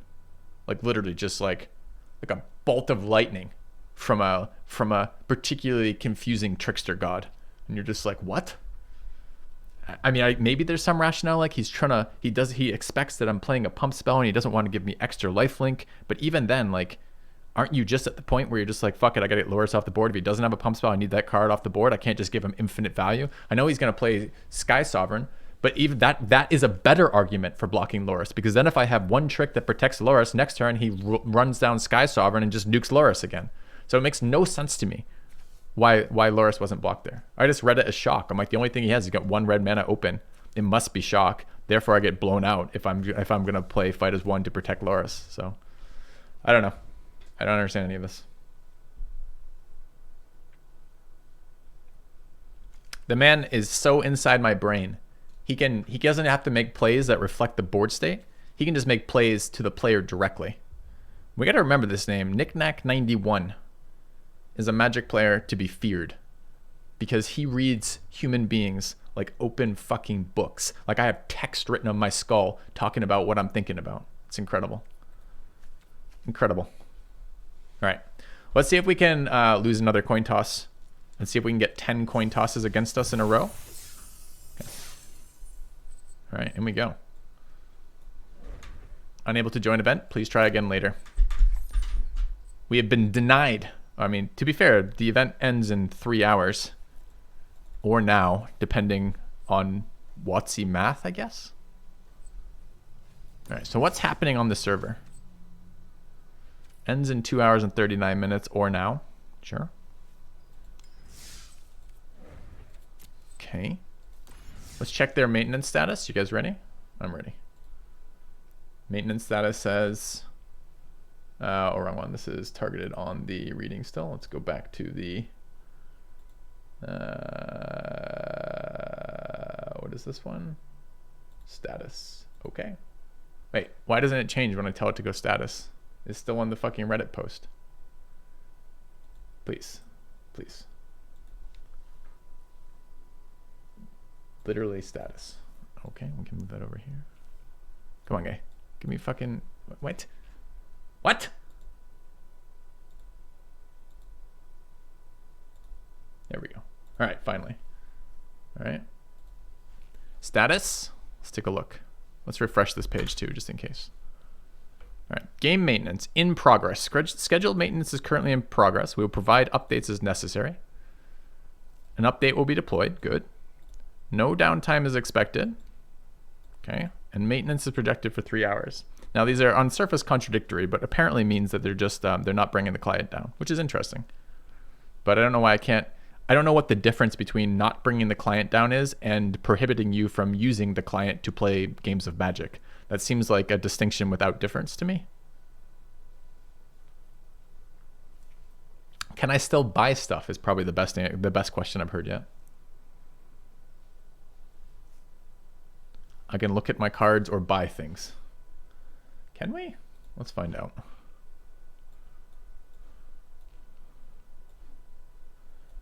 Chat, do the rest of you go through life in the same way? Like, you just assume?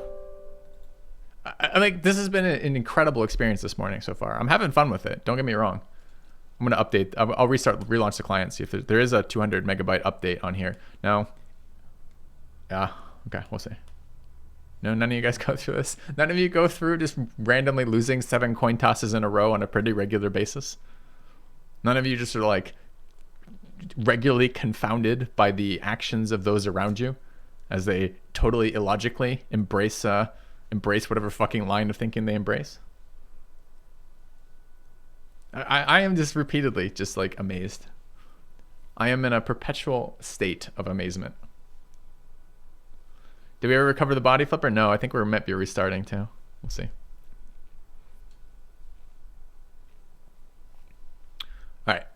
So now the arena progress bar, which I'm not showing you guys, has filled.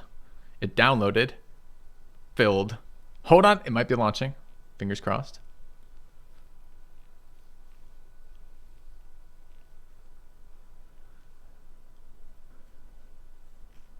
I don't know why I had devotion there, bullshit. I read you the rules. Did you check rule 711.4b? Because that is the pertinent rule. What is this?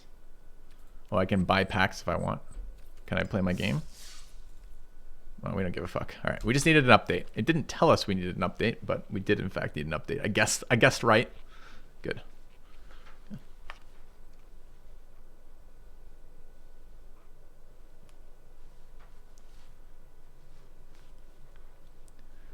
All right. Let's toss our coin. Will we go first or second? The real question is, are we the first person to understand that we had to update the client? Because nowhere does it say there's a new version of the client available you need to update before you can play. It just says unable to join the game, get fucked noob.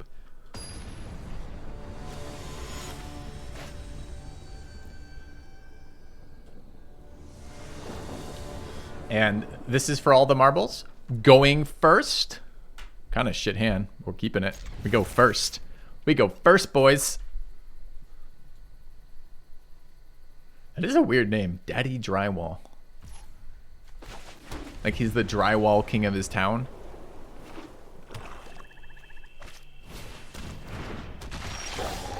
Uh-oh.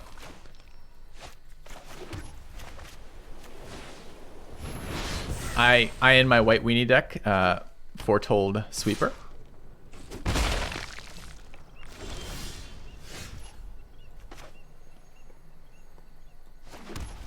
We need a bugler. Bugle for me, bro. I take...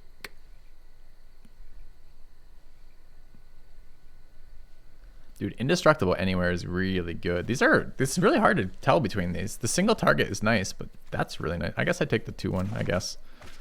Yeah.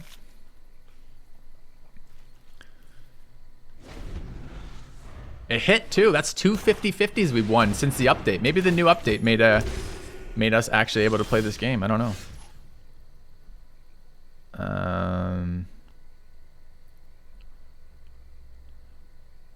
So I can do some interesting bluffy kind of things here.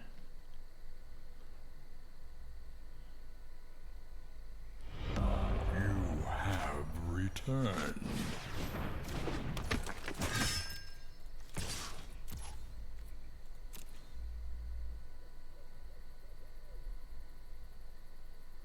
Thank you, Vipsadu.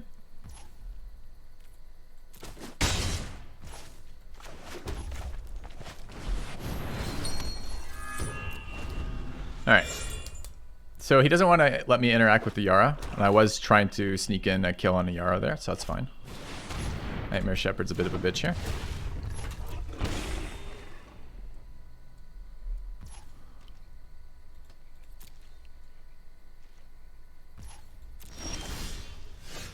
Takedown's nice. Cleanly removes the Shepherd. Well, with 2 more creatures, obviously. So what are we doing? This thing has 2. So we will have 5 devotion.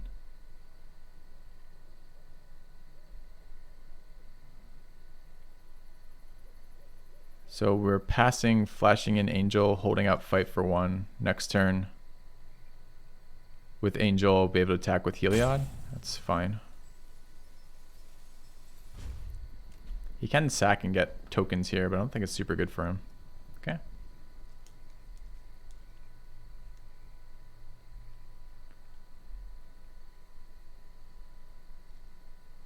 Nice curve from the opponent.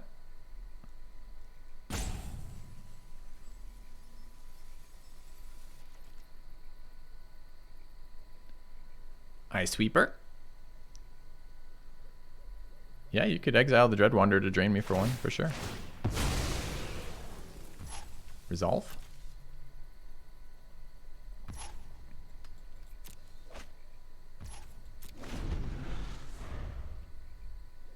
He declined his trigger. This is the problem I always have with Shepherd in these black decks. This is exactly that. All the creatures you want to sacrifice recur in this format. So Shepherd does become a 4/4 flyer for 4, which is fine. Dude, man is on the fucking ball with his curve here. That's kind of bad news. Sure.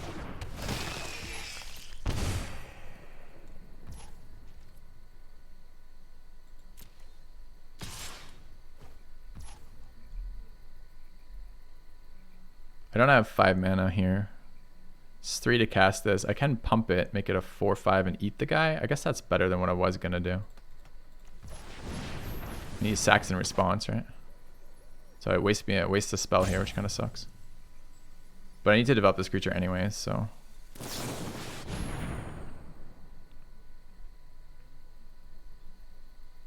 One black mana open. That's kind of bad news. I guess the pause here can be the Ayara effect as opposed to Disfigure. Disfigure is the blowout when I fight for one.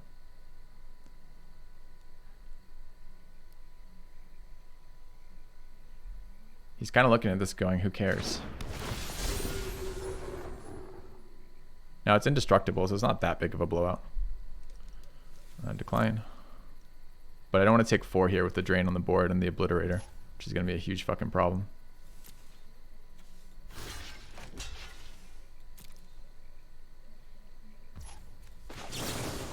We're going to target 2 creatures here. I don't think he can do anything with 1 mana. I think it's irrelevant, but...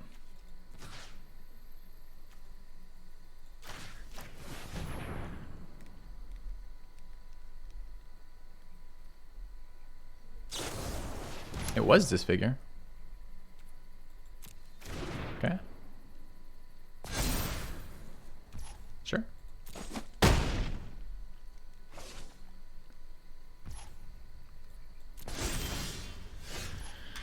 Question is, how the fuck do we beat Obliterator? We have to draw a Banishing Light or our Giant Killer, I guess.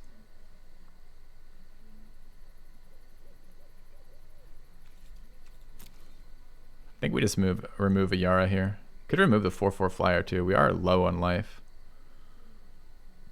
We can lifelink too if we get rid of the 4/4 blocker. I guess that's better than the other plays here.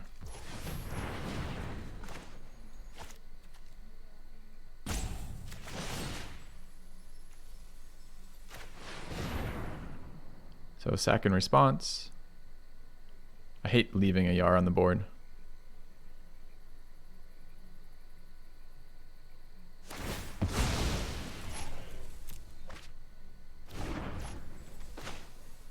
But I don't think I can take 4 more flying. I have Maul here. If we don't want to gain life, I can get in for...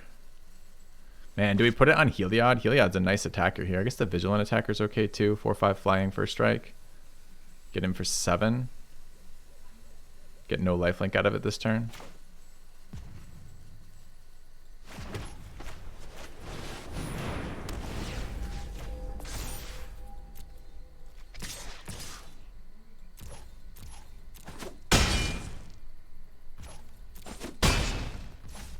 Okay.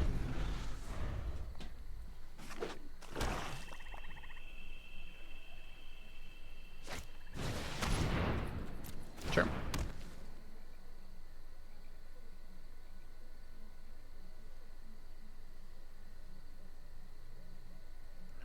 Yeah, Waticus, the other play was just to hit for 3 and lifelink and build the angel up a little bit.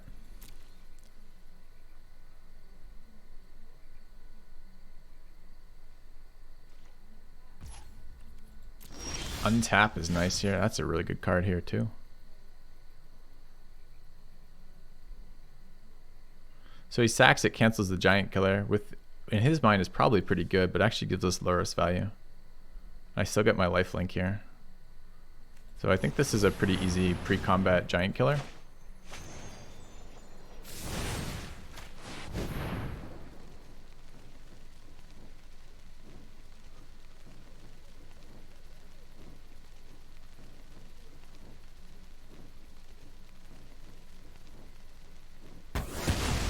No sack.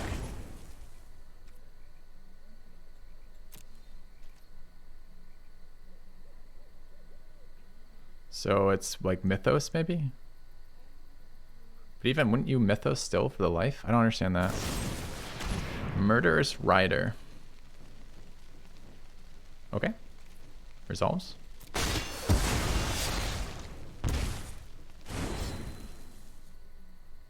I mean, then I definitely don't understand the sack. Why wouldn't you? You cancel the giant killer and you gain a life and I lose a life. One attack. Give it lifelink. Do damage. Grow it. It's the first time we've activated Heliod. First time we've activated Heliod in this run. Needs the block. I guess it's one more life with the block. I guess. I mean, I could have killed it though, right? If I do it this way, I could have, instead of placing the counter because of first strike damage, I could have attacked with this. Maybe he's just expecting me to miss it. I did potentially miss it, but... What's he targeting? Yeah, sack.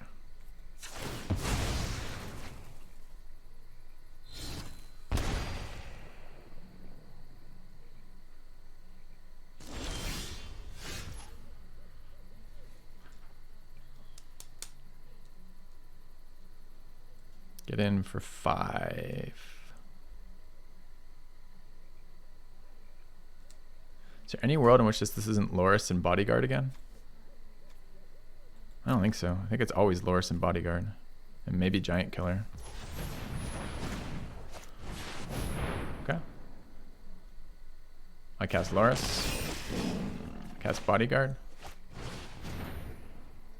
I could declare Bodyguard on Loris. But I won't.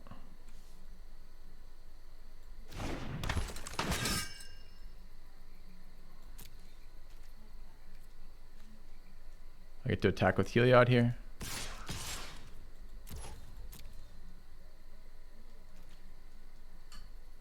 Block, sack, gain life makes sense. That doesn't make sense. Okay.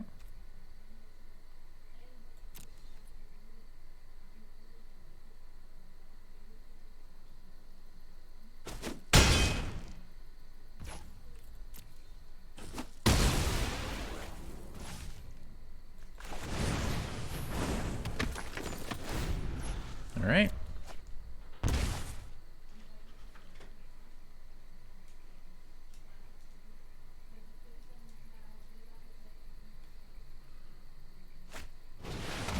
Citadel at 2 health. Yeah, often what I feel like when I play Bola Citadel and Mono Black is exactly that. Yep. Resolves. That was all your mana. You got 2 health. Nice, nice swamp. Good, good. Anything else you'd like to do this turn? Okay. Well, the fucking drywaller down. We got our first going first. We got a win. That's 7 on this deck. It's pretty nice. 7 and 1 here. Mono white maintenance, clearing the field. We never resolved Showdown. MVP of this clearly either Dauntless or the Savior. We got, I mean, look, judging from this, I'm pretty happy with the cards we chose. I wouldn't have wanted to see ECD in this deck. We rarely had the mana for that. I'm glad we didn't play Shadow Spear. We've never been able to equip it. I'm glad we didn't play Mangara over the Elspeth or the Glorious Protector. Glorious Protector was a medium card here, like medium low. It was probably the weakest card in our deck, but it was the 40th card we put in there. I'm trying to think if any of these cards underperformed. Bugler hit once, missed twice. Maul got us 1 game. We only really drew it once. Heliod was maybe underperforming. I'm not sure. People were playing around as Devotion a lot. We won that 1 game because apparently Legion's Landing provides 1 Devotion, I guess. I don't even know if that's true. I would have guessed no. We got 1 win out of Hanging Executioner and that guy misclicking or choosing the wrong token. That's the only time I think we saw this card as well. Banishing Light whiffed when he had Angels. We lost that 1 game to the Angel of Sanctions, other mono white player. This card fucked us at least once, right? That was the game where the Giant got hexproof because we couldn't cast our removal because of Thalia. Hellblade's always a house. We never cast Seal Away. I'm not sure we even saw the card. Takedown overperformed. We got huge value out of this card repeatedly, both as a land source that we often just, I don't think we ever played this as a land, maybe once. Scrounger was fine. We got beat damage in. Never recurred it, of course. Well, we recurred it with Loris. Micaeus was pretty good too. Won one game with him. We only saw him once, I believe. Maybe twice. Legion's Landing was fucking awesome. Giant Killer played twice. Fight for One was surprisingly good. This overperformed, in my opinion. Yeah. 7 wins. All right. So, I need food. Then we'll draft again. And then maybe maintenance will be over. I can leave the deck list up, I guess. There's something more interesting to look at. And let me throw up my eating text. And I'll be back in about more than 5, less than 10 minutes. See you guys shortly.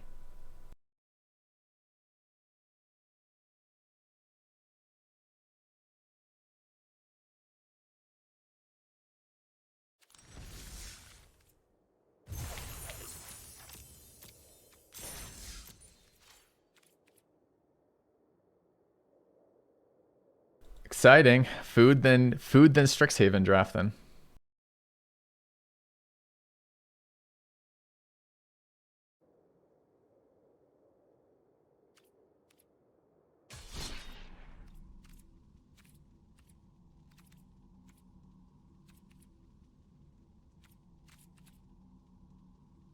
Shit, chat.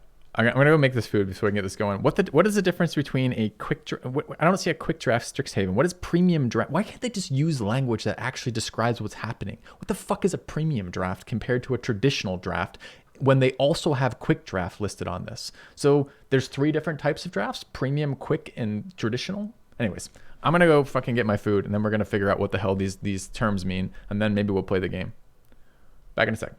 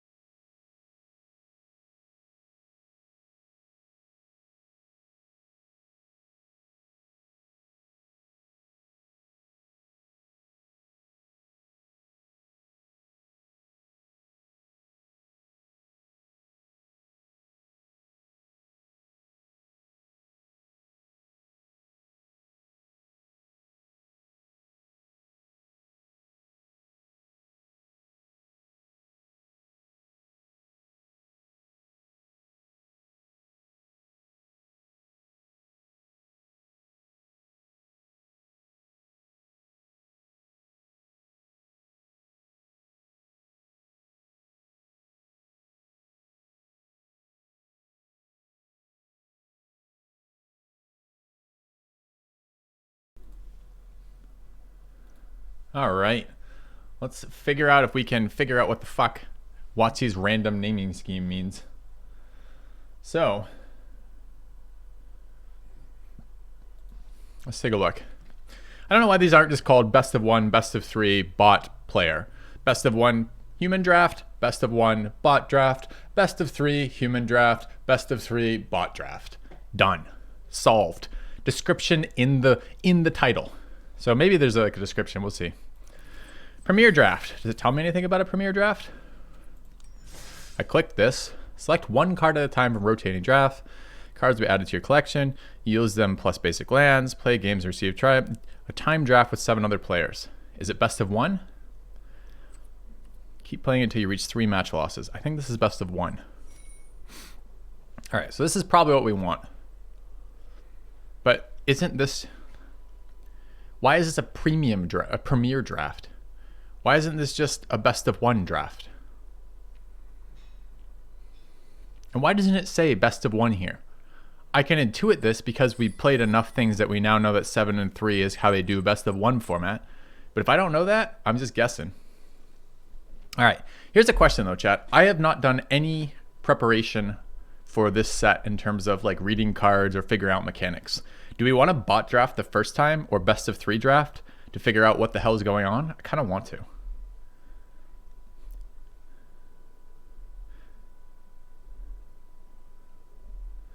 There's no bot draft yet. Is there?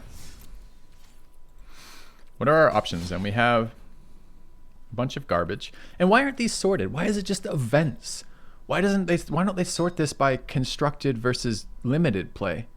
Like the rest of their Magic fucking world is structured. Anyways, sealed, I don't want to play. I mean, we could sealed. I mean, the value on all these sucks. We've been playing Phantom Draft. We've been being spoiled for the last like 2 weeks because we've been Phantom Drafting. So they have a traditional draft, a traditional standard event, traditional sealed. This is best of 3 sealed. It's interesting. Yeah, I don't want to tier list. I don't really draft off tier lists very often.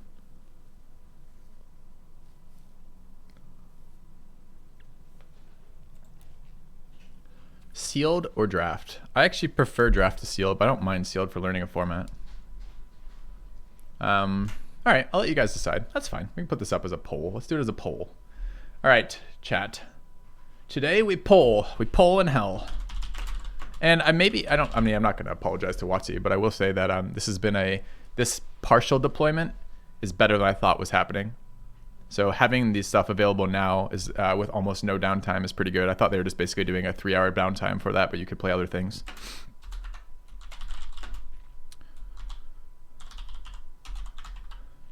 Sealed. Draft. And what's my third option? Okay. Dude, all right, what was it again? It was sealed. Is this sealed best of one?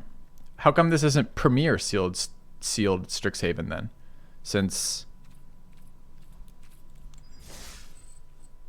yeah, this is the same. This is premier sealed Strixhaven. They just labeled it just sealed Strixhaven, just to be particularly inconsistent and obnoxious with their labeling scheme. Sure. All right. So this is BO1 sealed, BO3 sealed, BO1 draft, BO3 draft. All right. What do you guys want? Let me get that poll away from behind my head. Maybe. Where the fuck is the poll? Please. The fuck is my poll? There it is. Poll. All right. All right.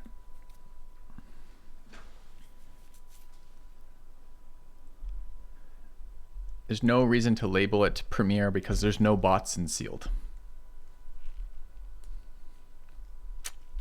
Yeah, this is a stupid labeling scheme, by the way. Probably like five head levels of stupid. Like if you actively tried to think of a stupider like labeling scheme, you might actually struggle with it. You might actually just blank. You might be like, wow, they've hit the epitome And I love the words like premier, traditional. We should get some other ones. It should be like super hype. It should be godlike drafting. You know, like if it just this company sometimes. All right, what are we playing? Is it worth it to pay 10k gold? All the prices suck for WotC. This is how they make their money. They spam you to death with microtransactions and the cost of purchasing either packs or buying into your play stuff. I mean, ideally what I would have here is the option to phantom draft, where I don't keep any of these cards because I don't want any of these cards, because I don't play constructed and I don't need these cards. You know, like I don't know what my things are here.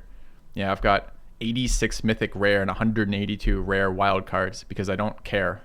But they're not going to offer me the phantom drafting because their goal is to milk me for money rather than give me the play experience that I want, even if that means I would engage with their product more. So it's kind of again, this company is not on your side. This